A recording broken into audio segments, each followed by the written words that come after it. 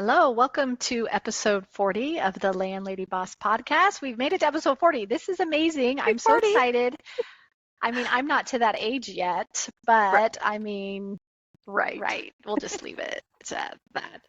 But I am back in Indiana. This is so exciting. So I'm here in my office, yay, and I am with my sister and co-host Rachel, who's still in Bulgaria. How are you doing, Rachel? Great. How are you doing? It is great being back in Indiana. I miss Nicaragua and the sunshine is so beautiful. But some things that I have been enjoying is drinking water out of the faucet. Oh, yes. That is always exciting. I put a cup under the faucet. I'm like, this feels so decadent, just drinking water from the tap.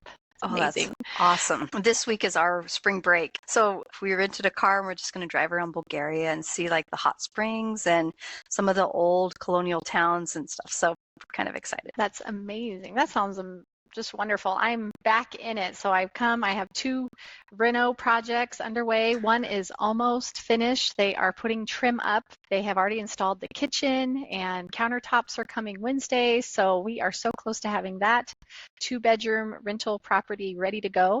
And then we have a 1-bedroom unit that we are demoing. So we ripped out the kitchen and the bathroom, and right now it's probably the worst cigarette house unit that I've ever had.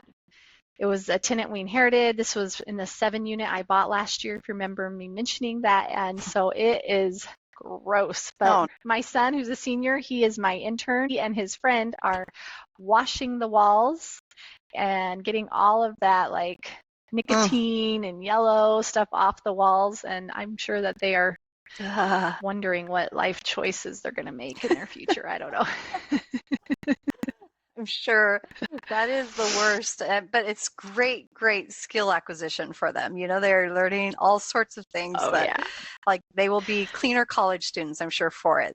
Not punching walls because they know how to clean them up and they know how to patch. And I mean, they learn so many things. So I hope it definitely helps them. So yeah, they're going to be washing walls and then they're going to be priming it with the this odor primer stuff. Yeah, well, it's something different, and it's something different. It's like Kills, I can't remember, but it's a new thing we're trying because Kills doesn't always cut it with the cigarette. So we are trying this new primer. I'll look up the name and let you all know, but hopefully a couple coats of that and the cigarette smell will be gone. We hope so. Oh, I hope so. We will see. Lowe's has something like that. It's like $65 and it's like a gallon and a half. But anyway, it's expensive, but it's what you need when you have to get rid of all of those odors. So good luck with that. That's fun. That's what we're going to try to do. So hopefully it doesn't end up being a mistake, but that's what we are talking about today. Our 3 biggest mistakes we have made in real estate investing. And I don't want to harp on the negative, but I think that we look at mistakes and we learn from them. And hopefully you all will hear our mistakes and what we made, and then you don't make the same mistakes, right? Right. That's the goal. Learn from our mistakes, please. So as I was brainstorming, going through, I mean, there's more than just 3 mistakes. I wish I'd only made 3 mistakes, but we're just going to focus on a few in the interest of time. But I do want to point out that we learn from our mistakes and we don't quit and we don't give up. But if we don't start because we are scared of making mistakes, then we'll never get anywhere. Right. So I bring these up to learn from them, but not at all to ridicule making mistakes, because I think that's a really important part of the learning process. Yeah. And being willing to say, I made a mistake, this is what I learned from it, and I'm going to be better about that and move on. Right. No, I think making mistakes they are part of the learning process. The goal is that they're not super expensive and so bad that they, create a big problem in your business. But obviously we all make mistakes daily, but these ones are ones that may have cost us time, money, both, dignity. So the first one is rushing into a deal without proper due diligence. This is a big one. Yes, especially when we're starting out, we're so excited, right? Yeah. You just want to get more and more doors under you, and you're like, oh, it's going to be a great deal, and we might rush into it. Now, I'm not saying I rushed into getting it under contract. because I would advocate that you don't delay necessarily getting things under contract, but then you do the due diligence and you give Yes. yourself contingencies to get out. So I Right. would add that caveat so you're not in analysis paralysis and delaying Mm-hmm. action. But what I'm talking about with mistake number one is going through the deal and not doing your own proper research or due diligence, like taking what someone says at their word, not that people are lying to you, but just taking it at face value and then saying, oh, yeah, they said that, and then moving on and not verifying what they said to be accurate. And ask yourself, why are they selling this? If this is an incredible Airbnb, fully furnished, ready to go, turnkey, making them a ton of money, why are they selling it? And sometimes there are reasons out there that are, worthy of considering, but most often you're inheriting the reason that they're selling it. Maybe that there is a big, huge roof coming, an expense coming from the HOA, or, something's coming down the pipeline that they do not want to do or pay for, or there's not enough revenue to pay for, and you would inherit that. So due diligence is when you find out, why are they selling, and are you able to cure that? Are you able to make it good enough for you to have as an investment and not also go under? Right. Sometimes it's age or a health problem or a divorce or something like Could that. be. But sometimes it's not making a profit, or there are some huge deferred maintenance issues coming down the pipeline. So you at least want to know these things before going into the deal. I know I had one duplex I was looking at, and it was a rural property.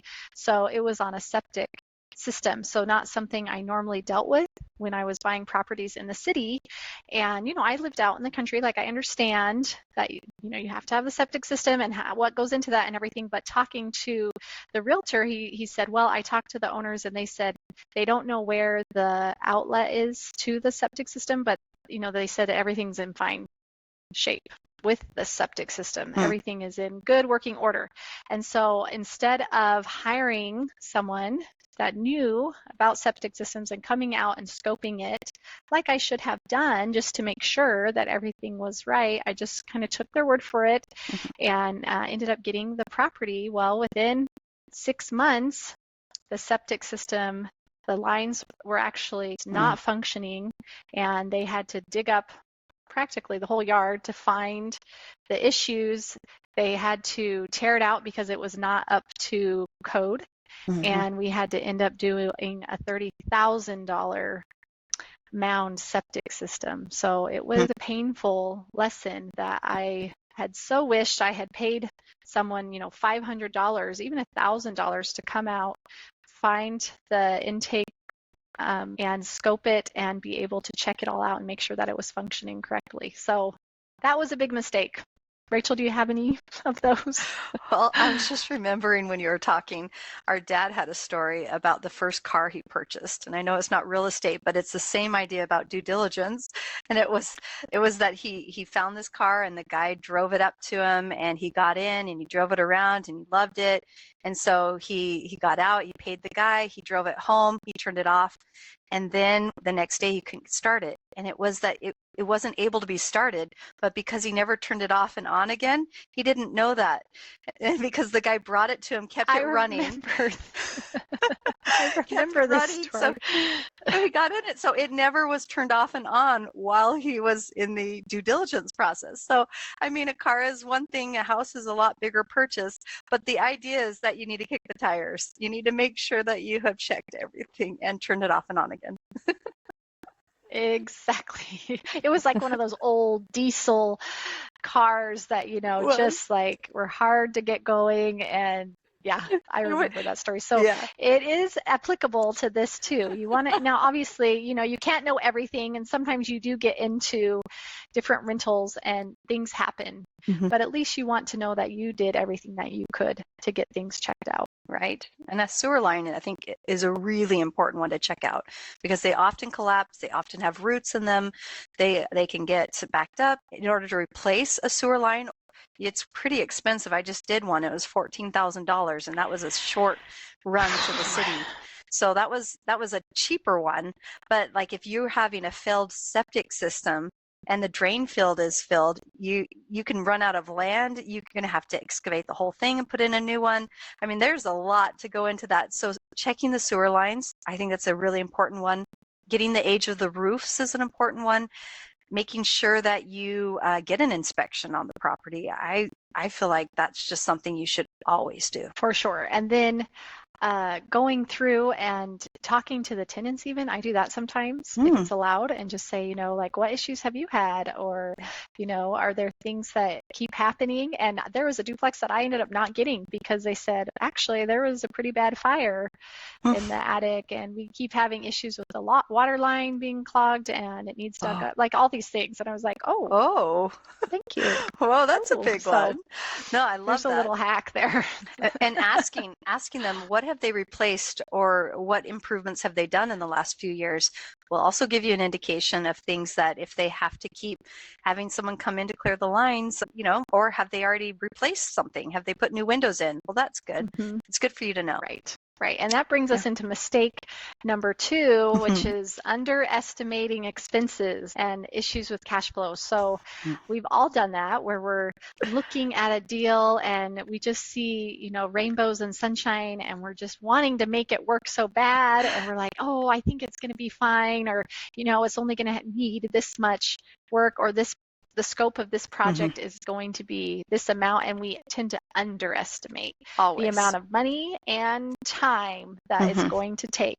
Yes. So I don't think this is a mistake that's exclusive to me and you. No. It's I mean, they talk about bathrooms. You think you know what the cost is until you actually open the wall and find out that now you have to replace everything. Well, that goes with a property I had. It was so old and had not been taken care of, and it just kept going. I had to take out the plaster, and I had to take out the studs and replace them, and build up the floor joists, and redo all the insulation, and it kept going and going until finally I had done everything, including all the electrical replacing. And so that's one of those, the money pit stories that you never want to get into, but having a really good buffer in there for things that go wrong it's super important, I think, and not forgetting some of the costs when you go to look at how the cash flow is going to happen. Like not forgetting the taxes, the insurance that you're going to need, the repairs that happen if it's older, making sure that there's a good amount in there, and then saying, okay, does the rent cover that? Right. All those different categories you don't think about. And we do have our property calculator that you can look in the show notes and check out our website, and you can get that. And it does have all these different categories that maybe you hadn't considered when you're looking at a property. So take a look at that. Maybe that will help you to be able to get a better sense of what things will cost. Because when I was first starting out, I didn't have any special calculator that I had developed. I didn't really have a way, I was just trying to kind of guess, and you don't really know what things cost yet. And all of this comes with time and experience and figuring that out. But really try to have that financial buffer you're talking about, and err on the side of caution. Tend to overestimate. If you think something's going to take 2 months, give it 3 or 4 months. I mean, things just take longer and cost more than you usually realize. In fact, I in that same house, there was a man who said that he could redo all of my windows in the basement and cut through the concrete foundation. And it was an old enough house that the foundation was double thick. And he would put in these egress windows. And so I hired him because a professional would have cost $5,000. Well, he by himself, I had to buy all of the special saws and then all of the time. And because it took him so long, it ended up doubling the cost just doing the windows for the basement. And I wish I had learned that lesson, that a professional group that's bonded, insured, and has a group that they want to get onto the next job, they will come in and be out within a couple days, right? No matter what the job size is, they're going to be really efficient because they have more jobs. One person that you're hiring, paid by the hour, it's in their best benefit, to take a long time. This is their gig. And so you're their customer, and they can cost far more in supplies and, and maybe not even be insured So those are like some expensive ways to think you're cutting costs and to not actually be cutting costs. Right, and they may not even do it right, and you have to bring in someone else to redo it. fix their Yes. mistakes. So Yes. usually it's not a cheaper way to go. Right. For sure. Right. Wow. Yeah. What a pain. Yeah, I'd say also if you're doing it from a distance, like factor that in. Factor in that you need to be there pretty regularly. So factor in your travel costs if you're thinking about doing a project that's a little further away. Because just hiring it, it's still your project. And so it's not going to be really efficient unless you're on site. So that's another cost that maybe you wouldn't think about is you being there often enough to make sure it's done right. Right. That's a huge one. I know people do it from afar, and hopefully they have boots on the ground, people that they can trust that are checking on things. But to do it yourself from far away is a totally different beast. So that can lead to a lot of extra expense and headache. So account for that. I want to take a minute and remind everyone that we do have our podcast on our YouTube channel. If you do want to watch the videos, or if that's a better platform for you to watch them on, subscribe and check them out there, and leave us some comments. It's kind of fun, I think, to see the video instead of just listening. So just letting you know we have the option too. And that brings us to mistake number 3. Ding, ding, ding. What is it, Rachel? Not getting a mentor or proper training. The amount of mistakes one can make. Let's just say in property management, there are laws. Some states require you to be a realtor. So let's say that you started a property management company, you inherited some maybe with the property that you purchased, but then let's say your friend said, hey, will you do mine? Well, now you are running a property management company. And so now you could get in trouble if you don't do it right. So not having the proper training, not having a mentor that can guide you through some of these steps to set it up legally and to avoid some of the bigger pitfalls can create a legal problem. So this is one of those places where it would be really good to know what you're doing if you're working with real estate. Yeah, and also just streamlining your processes, because so often, we are learning on the go, or we did things by trial and error, and I know we're all independent and we think we're fine and we don't need to get help.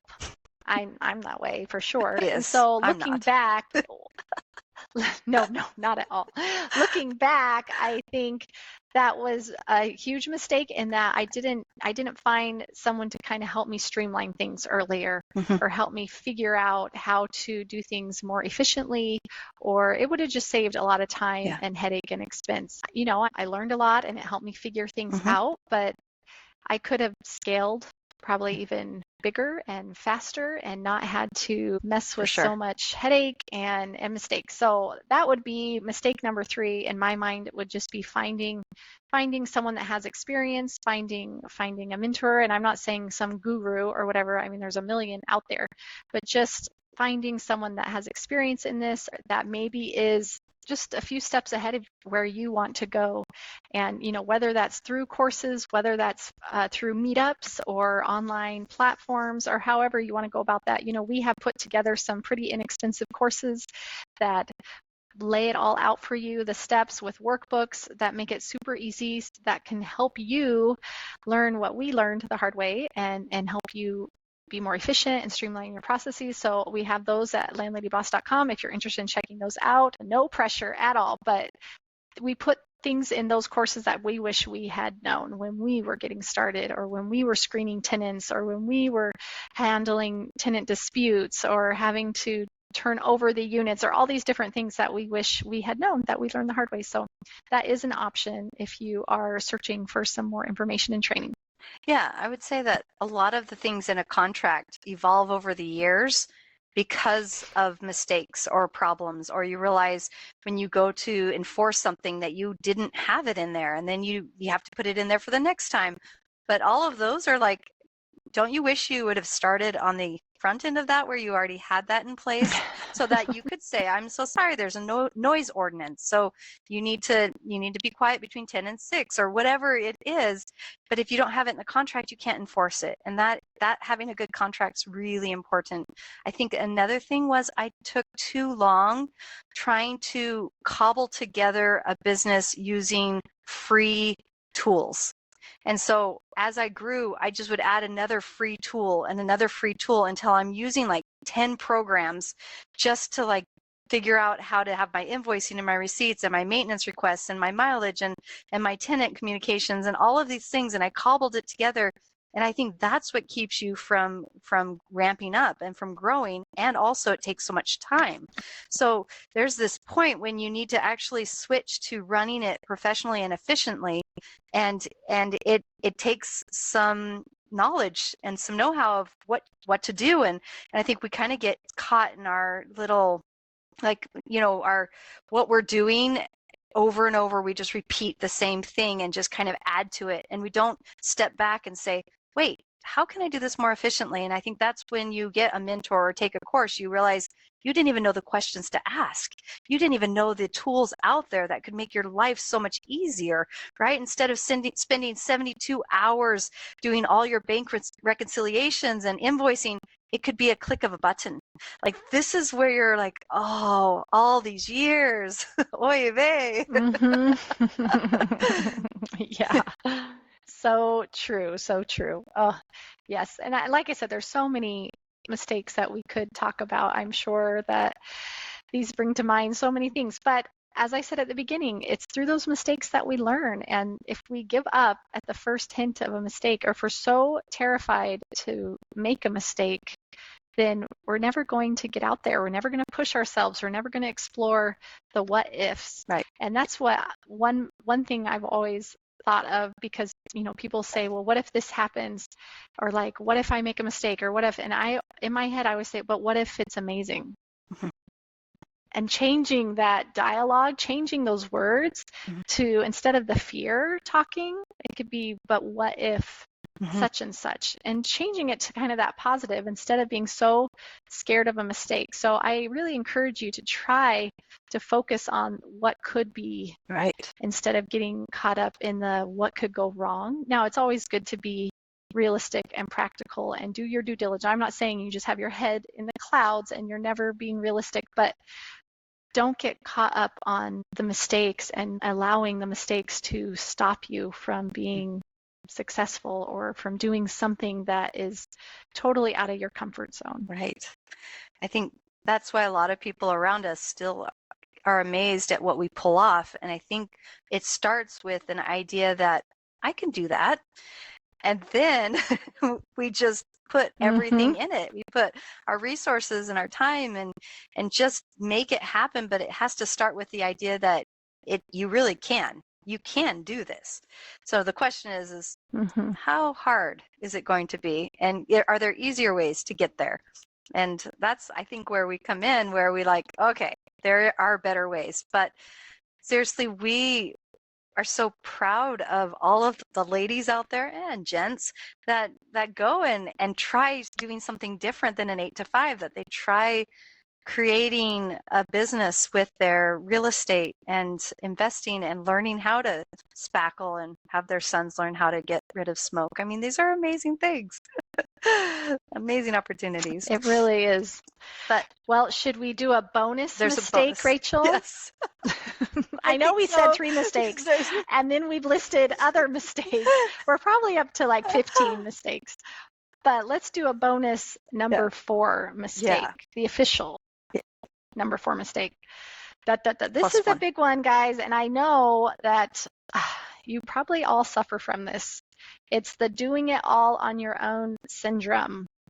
I suffered from it. I know Rachel has suffered from this. It's thinking that you have to do everything yourself, that you can manage all the hats. It's hard for you to hand things off and have other people to do it, but you're only one person. And I had to learn this the hard way, because I think I was at, I don't know, 15 houses, 17 houses, somewhere around there. And I was getting burned out. Like, I just could not handle all of it. I'm one person, and it was either sell them all and just call it good and be like, I am so done with this, or find a way to build out a team and bring on people to help. where I needed help. And I'm so glad that I chose that second option, because from there, I was able to scale to 63 units. So, I mean, it makes a huge difference when you can look and see, okay, what am I good at? What are the things that I want to focus on? And what can I hand off to a team to help so I can then scale? And so my fear is that if you focus so much on being independent and doing it yourself, and I'm fine, and then you burn yourself out, and then when it comes to it, you quit, or you don't even get to where your potential is because of these different problems that you have, and it's just overwhelming. So don't fall into the doing it all on your own syndrome. That was a big mistake, and I'm so glad that I pulled out of it and I was able to move on from it. I think with property management, because it involves so many different skills, like it involves honesty, they're taking money, right? They're, processing accounts. It involves being able to break up tenant disputes, being able to be judicious in their way of like conversing with each one and listening, but then also being firm, and then being able to handle an eviction and not take it personally, like being able to like be professional in their writing and in all of their communications.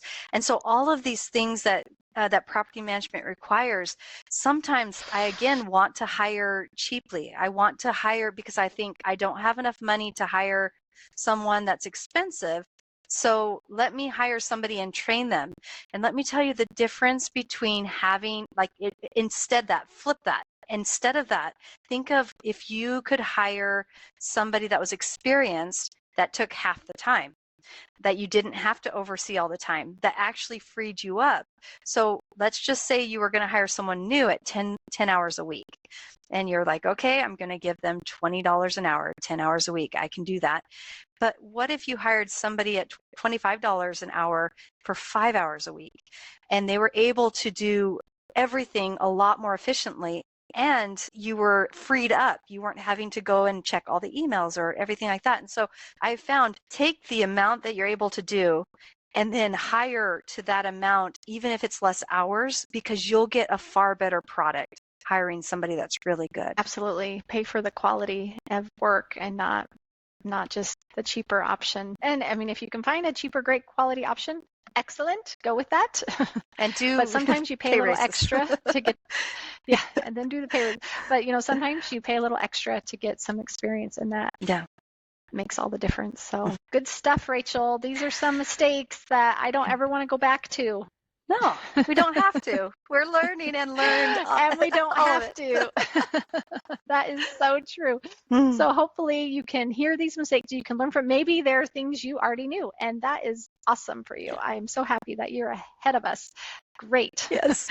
But if you're not, and these are things that you hadn't considered, or maybe things that you have made the same mistakes but haven't streamlined or found systems to adjust for them yet, hopefully this helps you, and this podcast can be good information for you. So if you're enjoying this and it's bringing you a lot of value, feel free to subscribe and share. We would love for a 5-star review so that we can reach other landlady bosses that are interested in scaling and growing their real estate businesses.